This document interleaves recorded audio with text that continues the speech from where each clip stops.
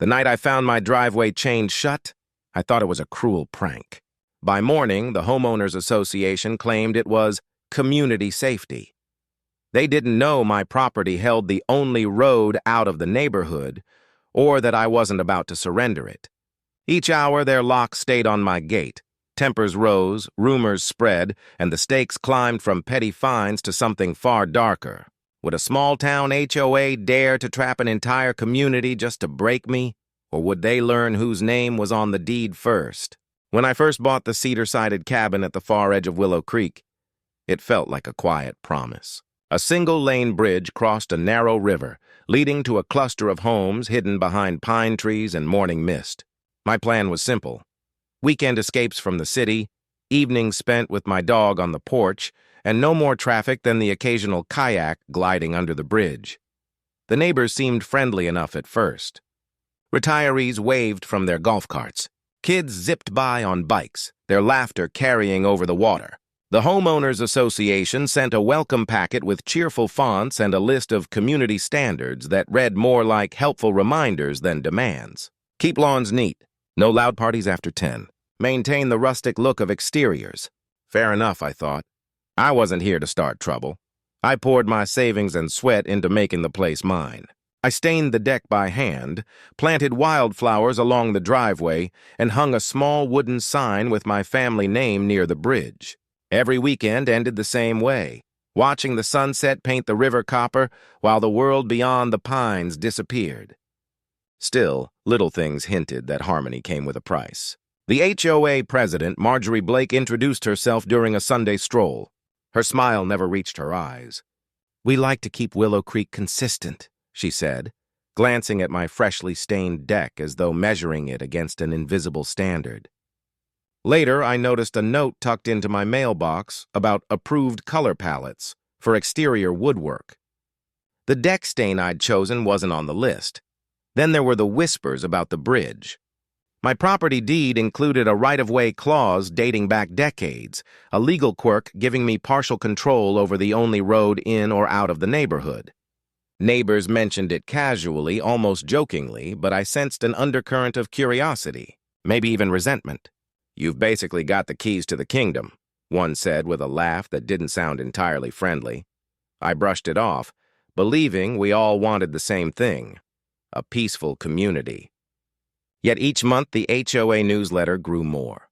Pointed, reminders about mandatory compliance checks, warnings about unauthorized modifications, and thinly veiled comments about private access routes. By late spring, my quiet retreat felt less like an escape and more like a stage being set. Small complaints piled up about the width of my driveway, the type of gravel I used, even the placement of a solar light near the bridge. None of it seemed serious alone, but together it formed a pattern. Someone, maybe several someones, wanted control. I didn't know it yet. But those subtle signals were the opening moves in a far bigger conflict. A conflict that would test every line in my property deed, every ounce of patience I had, and eventually the very freedom of everyone living beyond that narrow river. At first the letters arrived like distant thunder, 1 or 2 a month, printed on crisp HOA letterhead and sealed with a cheery logo. The first claimed my deck stain violated the approved natural palette. I replied politely, attaching the original welcome packet that listed no such restriction. 2 weeks later came a warning about the small solar lights that marked my driveway. They were apparently a nuisance glare. I thought it was just paperwork warfare. Annoying but harmless. Then the fines started. A bright yellow envelope appeared one morning with a demand for $150 for failure to comply with aesthetic standards. No explanation, no photo evidence. I called the HOA office. "Voicemail only," I emailed. An automated reply arrived. By the time I finally reached a board member, the fine had doubled. Neighbors began dropping hints. "You know Marjorie doesn't like being ignored," one said, eyes darting toward the bridge. Another whispered, "They can make life miserable if you push back." I laughed it off in public. But each night I caught myself checking the locks twice, a pulse of unease running through me. Then came the so-called safety inspections. A clipboard crew in reflective vests appeared at dawn to evaluate drainage. They trampled my flower beds without a word. When I confronted them, they claimed authority from an HOA bylaw I'd never heard of. The next week, a notice accused me of obstruction of community maintenance and added another $200 fine. It stopped, feeling like bureaucracy, and started to feel like siege. Warfare. I decided to attend the next HOA meeting. Maybe, I thought, face-to-face conversation would cool tempers. Instead, it poured gasoline on the fire. The meeting hall smelled of stale coffee and copy toner. Marjorie sat at the head of the table, flanked by board members with tight smiles. I laid out my case calmly. My deed allowed independent maintenance. The lights were not a hazard. The deck stain met written standards. Marjorie listened, nodding with that practiced patience people use when they've already decided you're wrong. When I finished, she slid a sheet across the table.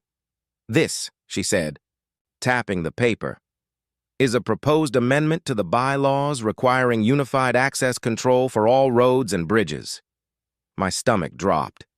Unified access control meant the HOA could dictate who crossed the bridge, my bridge. "I own that right away," I said. Her smile tightened. Community property concerns override individual claims when safety is at stake. I left to a murmur of side conversations and a sinking realization. They weren't after my deck. They wanted the bridge. Over the next weeks, the pressure escalated. Anonymous notes appeared under my door. "Stop resisting. Think of the children." One morning, a dead branch, cleanly sawed, not fallen, lay across my driveway like a warning. My dog barked at shadows in the tree line at night. I documented everything. Photos, timestamps, copies of every notice. A lawyer friend confirmed my deed was ironclad. "They can annoy you, but they can't take that bridge," he said. His confidence was comforting, but thin. The fines were already over $1,000. Each one carried the threat of a lien if unpaid. Then came the blockade. I woke to the metallic clatter of chains. The bridge gate, an old iron arch that had stood unlocked for decades, was wrapped in heavy padlocks and a bright orange. HOA sign reading "Closed pending safety review." My phone buzzed with messages from neighbors who couldn't get to work, their cars idling on the other side. Marjorie arrived mid-morning in a reflective vest, clipboard in hand, claiming an emergency structural concern. I demanded evidence. She waved a folded paper, refusing to show details. "Until further notice, the bridge is unsafe," she declared, voice carrying across the river. I pointed out that the only legal authority to close the bridge was mine. She shrugged. "Then sue us," she said, and walked away. The neighborhood turned on itself. Some residents pleaded with me to comply, terrified of losing access. Others quietly offered support, dropping off groceries by canoe or sneaking across at night. I became both pariah and folk hero, the unwilling pivot in a small-town standoff. I filed a formal complaint with the county. Inspectors arrived 2 days later and found no structural issues. Yet when they ordered the HOA to remove the locks, Marjorie simply replaced them, claiming a clerical misunderstanding. The county warned me it could take weeks to process enforcement. Weeks I didn't have. One evening, as sunset lit the river crimson, I spotted flashlights moving along the far bank. Shapes bent over the chain, tools glinting. Were they planning to reinforce the blockade or cut through it? I grabbed my phone to call the sheriff, but by the time I returned to the porch, the lights were gone. The next morning, the locks were different, thicker, newer and painted black. I started sleeping in fits, waking to every creak of the cabin. My lawyer filed an injunction, but the hearing date was still a week away. In the meantime, the HOA kept piling on fines, illegal tampering with security measures, failure to observe community safety. The total climbed past $3,000. On the fourth night of the blockade, a thunderstorm rolled in. Lightning flashed over the river, illuminating the locked gate like a dark crown. Rain hammered the roof as I stared out the window, wondering how far Marjorie was willing to go and how far I was prepared to push back. Then my phone buzzed with a single, chilling text from an unknown number. "Next time, it won't be just the bridge." The storm broke just after midnight, the kind that rattles windows and floods low roads in minutes. Rain came sideways, a relentless drumming that turned the river into a rolling black snake. I sat awake in the cabin's dim light, staring at the bridge gate where the HOA's heavy chains glistened like wet iron scars. A sudden flash of white headlights cut through the trees. A pickup rolled to the far side of the bridge, tires spitting gravel. Doors slammed. Flashlights bobbed in the downpour. My chest tightened. It wasn't the county. They'd never arrive in this weather. Then I heard the clank of metal on metal. Someone was tightening the locks. I pulled on a rain jacket and splashed toward the bridge, phone in one hand, flashlight in the other. 3 figures stood in the storm, Marjorie and 2 board members, all in bright ponchos. They looked like ghosts in the beam of my light. "What are you doing?" I shouted over the roar of the rain. Marjorie turned, her expression carved from stone. "Securing community property," she said. "You've made it unsafe. We're taking control for everyone's protection." "This bridge is mine," I shot back. The county inspector cleared it. "You're trespassing." She stepped closer, rain plastering her hair to her forehead. "Your stubbornness endangers families. You think a piece of paper gives you the right to hold us hostage? We're done waiting for lawyers." Lightning split the sky, illuminating her clenched jaw, the hammer in her fist. Adrenaline surged through me. I thumbed my phone, activating the live video stream I'd set up days earlier as a precaution. "You're on camera," I said, my voice steadier than I felt.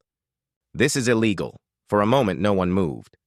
Then one of the board members hissed, "She's bluffing." Marjorie swung the hammer toward the padlock, toward her own barricade, striking sparks against the metal as if claiming it through force alone. Each clang echoed across the water like a gunshot. My dog barked wildly from the porch. I stepped forward until I was a single, slick plank away from her. "If you hit that again," I said, "you'll be explaining it to the sheriff in about 5 minutes. They're watching the stream." As if on cue, a set of red and blue lights flared at the far end of the access road. A county cruiser rolled into view, siren wailing through the rain. Marjorie froze, hammer mid-swing. Deputy Ramos emerged from the car, soaked in seconds. "Everyone away from the gate," he barked. His flashlight swept over the scene, lingering on the hammer in Marjorie's hand. "This is private property," Marjorie said, but her voice wavered. "Not tonight, it isn't," the deputy replied. "I've got a court order and a county inspection report saying this bridge is structurally sound and under the sole authority of the deed holder." He looked at me. "That's you, correct?" I nodded, heart pounding. Ramos held out his palm. "Ma'am, give me the hammer." Marjorie's fingers tightened, then slowly released. The hammer clattered to the wet planks. The deputy turned to me. "Do you want to press charges for trespass and unlawful obstruction?" The question hung in the rain-soaked air. Every neighbor who'd crept from their houses to watch, faces glowing faintly behind windows and umbrellas, waited for my answer. I thought of the weeks of intimidation, the sleepless nights, the anonymous threats. Part of me wanted to say yes, to let the law finish what Marjorie had started. But another part wanted something different. A clean, undeniable victory. "I want the locks gone," I said, my voice carrying over the storm. "Tonight. And I want it documented." Ramos nodded and radioed for a bolt cutter. Within minutes, the chains that had symbolized weeks of harassment lay in a heap of twisted metal. Each snap of the cutter felt like a drumbeat of vindication. Marjorie stood rigid, rain streaking her face. "This isn't over," she hissed, just loud enough for me to hear. I stepped closer, meeting her eyes. "It already is. The deed, the county, and half the neighborhood just watched you break the law live on camera. The only thing left is how you explain this at the next board meeting." The deputy handed me a written incident report, the paper damp but legible. "You'll get a full copy for court," he said. "Consider a restraining order if this continues." Neighbors emerged from the shadows, some offering quiet congratulations, others just shaking their heads in disbelief.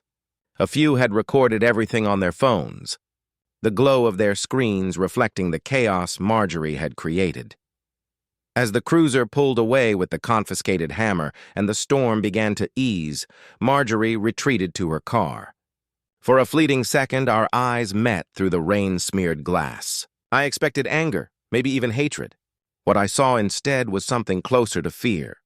I stood alone on the bridge as dawn crept in, the river below swollen and roaring but free again. The twisted chains lay at my feet, dark symbols of a battle that had finally cracked. Behind me, a neighbor called out, "What now?" I looked back at the empty road, the mist lifting off the water. "Now," I said, voice low but steady. "We make sure they can never do this again." And as the first thin line of sunlight broke across the horizon, I knew the fight had shifted forever, from the shadows of petty power games into the full light of accountability. The morning after the storm, the air smelled of pine needles and damp earth. The bridge, washed clean by rain, looked almost innocent, as if the night's confrontation had been nothing more than a fever dream. But the heap of broken chains at the river's edge told the real story. I took a long breath and felt, for the first time in weeks, the quiet weight of relief. By midday, the neighborhood was buzzing. Phones lit with screenshots of my live stream, and the video spread faster than the storm clouds had the night before. Friends texted their support. Strangers in nearby towns shared it online, stunned that an HOA would go so far as to lock in its own residents. By evening, the clip had thousands of views and a comment section overflowing with outrage and disbelief. While the internet raged, the county moved swiftly. The deputy's report and the recorded evidence left little room for interpretation. A temporary restraining order barred Marjorie and any HOA representative from tampering with the bridge again. Within 48 hours, a judge upheld the order and scheduled a hearing to review potential criminal charges for trespass, harassment, and unlawful obstruction of a public right-of-way. The next HOA board meeting was standing room only. Neighbors who usually skipped the monthly gatherings crowded into the community hall, murmuring as I entered. Some were expressions of quiet solidarity. Others looked nervous, as though they feared guilt by association. Marjorie sat stiffly at the head table, her usual self-assured poise replaced by a tight-lipped glare. When the meeting opened for public comment, I stepped forward with a folder of evidence, photographs of the chained gate, the county inspection report, the deputy's incident log, and a flash drive with the live stream footage. I laid each item on the table one by one, the quiet clicks echoing through the room. "This is not a disagreement about deck stain or solar lights," I said.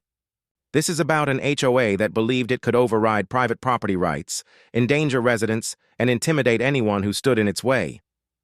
A hush settled over the room.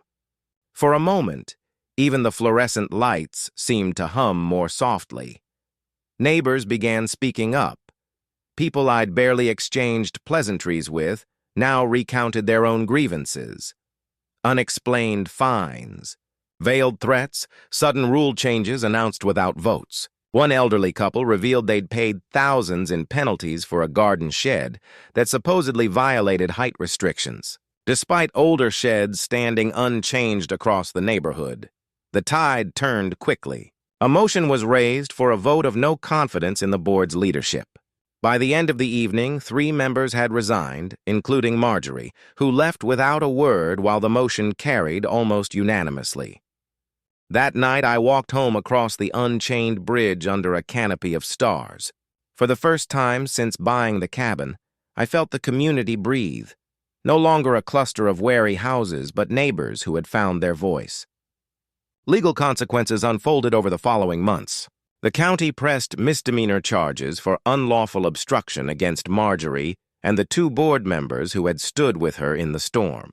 They accepted plea deals, community service, restitution for the cost of emergency enforcement, and a public apology read aloud at a later meeting. The HOA's insurance carrier, facing potential lawsuits, mandated new bylaws and required an independent management company to oversee future operations. The days of unchecked power were over. As for me, the court awarded reimbursement for every baseless fine, plus damages for harassment. I donated a portion to a local legal aid fund, neighbors helping neighbors fight overreach. It felt fitting, a way to transform months of tension into something quietly constructive. Yet the resolution wasn't just legal, it was personal. I reclaimed my weekends. I planted a new row of wildflowers where the inspection crew had trampled the old. I rebuilt the porch rail and added a small wooden plaque at the bridge entrance engraved with a